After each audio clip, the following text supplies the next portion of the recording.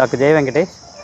இன்றைக்கி வந்து இந்த காலில் வீக்கம், பாதம் இருக்க பகுதி, இந்த கால்களில் இல்லை இந்த கெண்டைக்கால் ஏரியாவில் வீக்கம் வர்றதை பற்றி பார்க்கலாம். நிறைய பேருக்கு வந்து என்னென்னா, இந்த மாதிரி கால் திடீர்னு வீங்குது, வலியே இல்லை ஆனால் வீக்கம் வருது. அது மாதிரி என்னோட பெரியவங்க வீட்டில் பெரியவங்களுக்குலாம் கால் வீங்கியிருக்கு, அது பார்த்தா பயமாக இருக்குது, ஏதாவது பெரிய பிரச்சனையாக இருக்குமான்ட்டு அதுக்காக யோசிச்சு பார்க்குறேன் சார்ன்ட்டு நிறைய பேர் காமிக்கிறாங்க. அதாவது இந்த எடிமா இல்லை swelling of foot and leg, கால் மற்றும் கெண்டைக்கால் ஏரியாவில் வர வீக்கத்தை பற்றி பார்க்குறோம். பொதுவாக அது ரெண்டு விதமாக ப்ராடாக பிரிக்கலாம். எப்படின்னா, ஒரு காலில் மட்டும் வீங்கிற வீக்கம், அது வந்து ஆப்வியஸாக அந்த காலில் மட்டும்தான் பிரச்சனை இருக்க முடியும். இன்னொன்று வந்து ரெண்டு கால்லையுமே வீங்குது அப்படிங்கிறது. இப்போ ரெண்டு கால்லையுமே வீங்குதுன்னா அப்போ வேறு ஏதாவது ஒரு பெரிய பிரச்சனை இருக்கிறதுனால, உடம்புல மொத்தமாக ஏதோ பிரச்சனை இருக்கனால தான் ரெண்டு கால்லையுமே அது நம்மளுக்கு வெளியே காமிக்குது. ஸோ இப்போ ரெண்டு கால்லையுமே வர்றது மட்டும் பார்க்கலாம், ஏன்னா அதுதான் ரொம்ப காமனான பிரச்சனைகள். இப்போ ரெண்டு கால்லையும் வீங்குறதுன்னு பார்த்தீங்கன்னு வச்சுக்கோங்களேன், ரொம்ப நேரம் கால் தொங்க போட்டு உட்காந்துட்டு போயிருந்தால் வீங்கிரும். ஏதாவது மூவி படத்துக்கு போகிறீங்க இல்லை ஏதாவது ட்ராவல் பண்ணுறீங்கன்னா ரொம்ப நேரம் தொங்க போட்டு போனால் கால் வீங்கிரும்.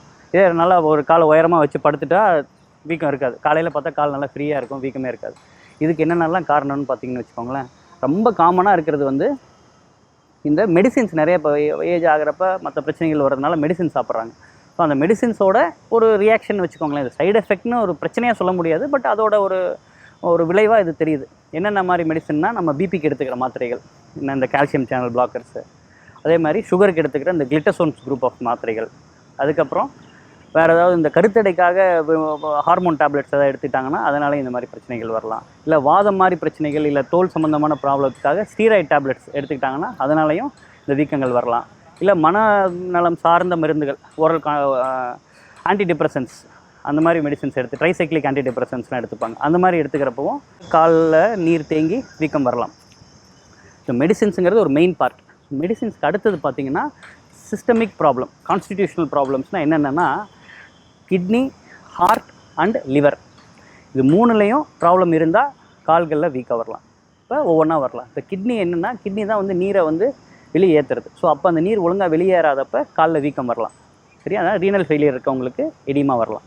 செகண்ட் வந்து ஹார்ட்டோட ஃபங்க்ஷன் என்ன, பம்பிங் கெப்பாசிட்டி, கீழேருந்து சர்க்குலேஷனில் ரிட்டர்ன் ஒழுங்காக வந்தால் தான் அங்கே வீக்கம் இல்லாமல் இருக்கும். ஸோ கன்ஜஸ்டிவ் கார்டியாக் ஃபெயிலியர்னு சொல்லிட்டு இங்கேயே அதிகமான ப்ரெஷர் இருக்கனால அது கீழேருந்து மேலே எடுத்து கொண்டு வந்து அந்த வெயின்ஸில் வர முடியாமல் போயிடும். அந்த மாதிரி கார்டியாக் ஃபெயிலியரோ இல்லை கார்டியாக் ரிலேட்டட் ப்ராப்ளம்ஸ் இருக்கவங்களுக்கு வீக்கம் வரலாம்.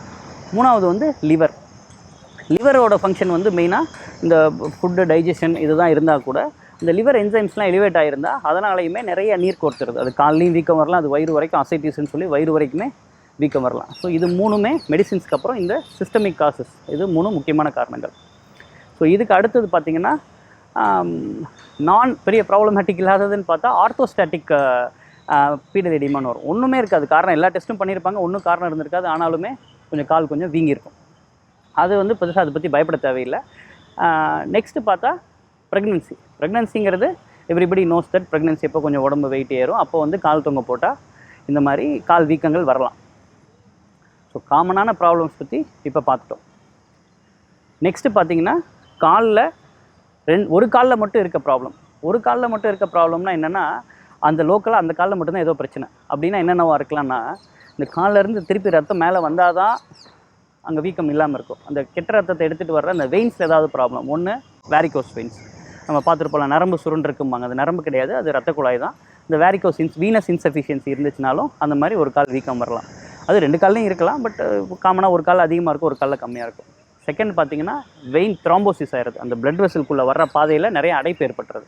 ஸோ அந்த மாதிரி டீப் வெயின் த்ராம்போசிஸ் வந்தாலுமே இந்த ப்ராப்ளம் வரலாம், கால் வீக்கம் வரலாம். இது வந்து ஒரு எமர்ஜென்சி மாதிரி வச்சுக்கோங்களேன். இப்போ நீங்கள் ஏதாவது ரொம்ப ட்ராவல் பண்ணி போகிறீங்க, இல்லை உங்களுக்கு ஆல்ரெடி ஒரு ஜெனட்டிக் ப்ரீடிஸ்போசிஷன் இருக்குது, ஃபேமிலியில் யாராவது பிளட் கிளாட்டிங் ப்ராப்ளம்ஸ் இருக்குது, அந்த மாதிரினா உள்ள ரத்தக்குழாய் அடைச்சிக்கிச்சுன்னா இது ஒரு எமர்ஜென்சி சுச்சுவேஷன். இது ரொம்ப ரேராக யாருக்காவது வரலாம். சிவியர் பெயினோட வீக்கம் இருக்குன்னா, அதுவும் சடன் ஆன்செட் திடீர்னு வந்துருச்சு அப்படின்னா இதை நீங்கள் கன்சிடர் பண்ணோம், இது ஒரு ப்ராப்ளமாக வரலாம். மூணாவது பார்த்திங்கன்னா செல்லுலைட்டிஸுங்கிறது இன்ஃபெக்ஷன், ஏதாவது சுகர் இருக்கும், வேறு ஏதாவது ஹெல்த் ரிலேட்டட் இஷ்யூஸ் இருக்கும், அப்போ வந்து கொஞ்சம் கொஞ்சமாக நீர் கோர்த்து போயிட்டு வீக்கம் வரும். அப்புறம் அந்த இடம் செவந்து போகும், தொட்டால் சூடாக இருக்கும், ஹாட்டாக இருக்கும், ஒரு சில சமயம் ஃபீவர் வரலாம். ஸோ இதெல்லாம் பார்த்திங்கன்னா சிஸ்டமிக் காசஸ், இது லோக்கல் காசஸில் வர ஒரு முக்கியமான ரீசன். ஸோ வெயின் ரிலேட்டடாக வர்றது டிவிடி அண்டு வேரிகோஸ் வெயின்ஸ், அடுத்து செல்லுலைட்டிஸ், அது இன்செக்ட் பைட்டு, சாதாரண நம்மளுக்கு தெரிஞ்சது தானே. ஏதாவது பூச்சி எறும்பெல்லாம் கடிச்சிருச்சுன்னா பெரிய வீக்கம் மாதிரி வந்து அந்த மெயினாக வந்து குளவி வேறு அந்த மாதிரி கடிக்கிறதுனாலையும் வரலாம். நம்மளுக்கு தெரிஞ்சிருக்காது என்னென்ன. சுகர் இருக்கவங்களுக்குலாம் கடிக்கிறது கூட தெரியாது, ஆனால் பார்த்தா வீங்கி இருக்கும். என்னென்னா இது ஒரு ரீசனாக இருக்கலாம். லாஸ்ட்டாக பார்த்தா லிம்ஃபோஎடிமா. லிம்ஃப்னா என்னென்னா நன்னீர் குழாய்கள் அப்படின்றாங்க. அது என்னென்னா வெயின் மாதிரி இன்னொரு இதுவும் வந்து லிம்ஃப் நோட்ஸ். அந்த லிம்ஃப் நோடுலேருந்து ரிட்டர்ன் ஒழுங்காக வரல அப்படின்னாலும் அடைப்பு ஏற்பட்டாலும் வரலாம். அதுதான் நம்ம பார்க்குற அந்த எலிஃபென்டையாசிஸ், யானைக்கால் நோயெல்லாம் பார்க்குறோம்ல. ஃபைலேரியா, கொசு கடிச்சதுனால ஃபைலேரியா வந்துடுச்சு, அதனால் வந்தது. இது ஒரு எடுத்துக்காட்டு தான். இந்த மாதிரி அதர் காசஸ் ஆஃப் லிம்ஃபெடிமாவும் இருக்குது. ஸோ நம்ம ப்ராடாக பார்த்தா 2 சைடும் அஃபெக்ட் பண்ணுற காசஸும் பார்த்துருக்கோம். அதே மாதிரி இப்போ ஒரு கால் மட்டும் அஃபெக்ட் பண்ணுற ஆங்கிள் வீக்கத்தையும் பற்றி பார்த்துருக்கோம். ஸோ இதில் வச்சு உங்களுக்கு ஒரு ஐடியா தெரியலாம், இது சாதாரணமான விஷயம் தானா, இல்லை வேறு ஏதாவது நம்மளுக்கு இருக்குமான்னு நம்ம ஃபர்தராக டெஸ்ட் பண்ணிக்கணும்னு நீங்கள் நினச்சிங்கன்னா உங்களுக்கு அருகில் இருக்க பொது மருத்துவரையோ இல்லை ஆர்த்தோ சம்மந்தமான நம்ம டாக்டர்ஸோ நீங்கள் கன்சிடர் பண்ணி பார்த்து சரியாயிக்கோங்க. இதை பற்றி இந்த வேறு ஏதாவது டவுட்ஸ் இருக்குது உங்களுக்கு, விளக்கம் தேவைன்னா நீங்கள் கமெண்ட்ஸில் மெசேஜ் பண்ணலாம். தேங்க்யூ.